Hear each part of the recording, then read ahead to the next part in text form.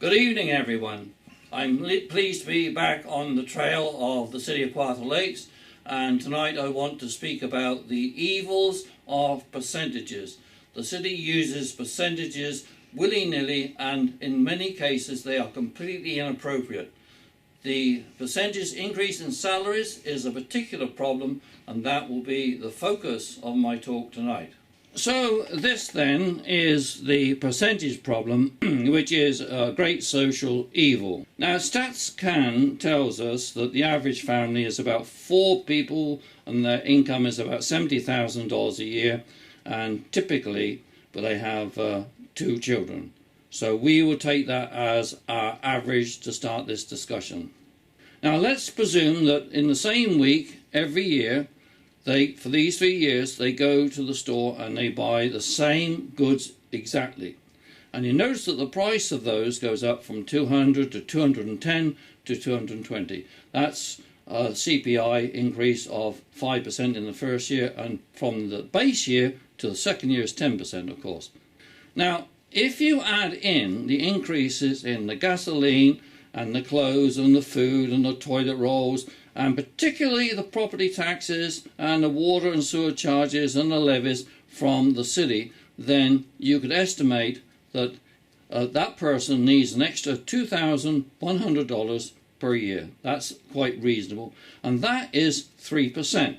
So you could see the year-over-year increase he needs is 3% of his salary. Now, all families, and this is the thing, all families need that amount because they are buying the same goods. So in other words, 3% is what everybody needs, it seems. But that indeed is the monster in the game. Because if the average family needs $2,100 more and gets $2,100 more in a 3% salary increase, then their standard of living stays the same. But the executive's increase is 3% of his salary, which is $200,000. So that's $6,000 more he gets. So he needs $2,100 and he gets $6,000. He has gone ahead by $3,900, and that is real money. Now, on the other hand, a poor family who's getting, say, $45,000 a year will only get $1,350. So you see that they actually get an increase of that much, but they needed $2,100. So they have in fact gone down by $750. So that poor family is pushed even further into abject poverty. And then we complain about them. We say, you poor people, why don't you take out insurance against disasters? Why don't you put a bit of paint on your house? Why don't you do this and why don't you do that? And the truth of the matter is that they are just trying to survive, putting bread on the table and getting a roof over their head. So they slide down this path, the 3% slope, down towards the food banks. Now when we look at these three all together, see the top one is the rich people, and look at that big chunk of red. That's their real increase in wealth. Now you can see a purple line towards the bottom. That's the person with $70,000, and he just keeps on at that rate. But the poorer people, the grey people, they are losing money and they are on the downward slope.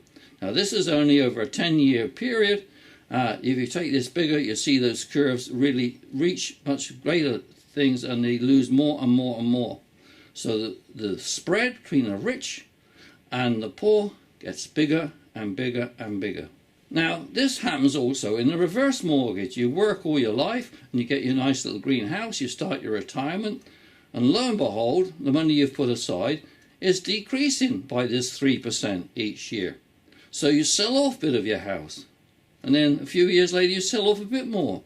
And eventually the reverse mortgage has gobbled up all of your house, and now it's owned by the bank, and you have nothing, and you've worked your whole life for nothing. So it means that to get around this problem, all incomes must be increased by the CPI dollar amount, not by the percentage amount. So that would steadily decrease the gap between the rich and the poor, and this will never be achieved simply by raising the minimum wage. Now, what are the rich people going to do? Well, they're going to have it really tough. My dear, what are we going to do? I guess we're going to have to cut back on the bubbly. And one final note. All you people who think that you're getting the CPI increase on your salary, that is a false idea. If you get 3% increase in your salary, you've got to give 1% of that to the government in tax. So you really only get 2%, which is less than you need to stay where you are. So for the middle class, the salary inflation increase is less than the CPI dollar amount, and that's why the middle classes get poorer and poorer. And welcome to the compound percentage drain hole. Okay, so I hope that explained the inherent evil of increasing salaries by percentages.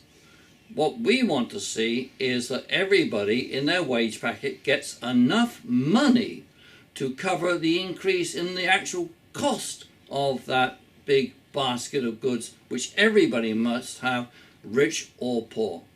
Thank you. As you know, if you followed what I was talking about in the last election, we are facing an uphill battle against the city to bring in some of these reasonable ideas. And for that, we really need your support. We need you to take these videos and share them with your friends, and particularly to like them so that we get a big support base. And also, I hate to mention it, but we could really do with some financial support. Thank you very much.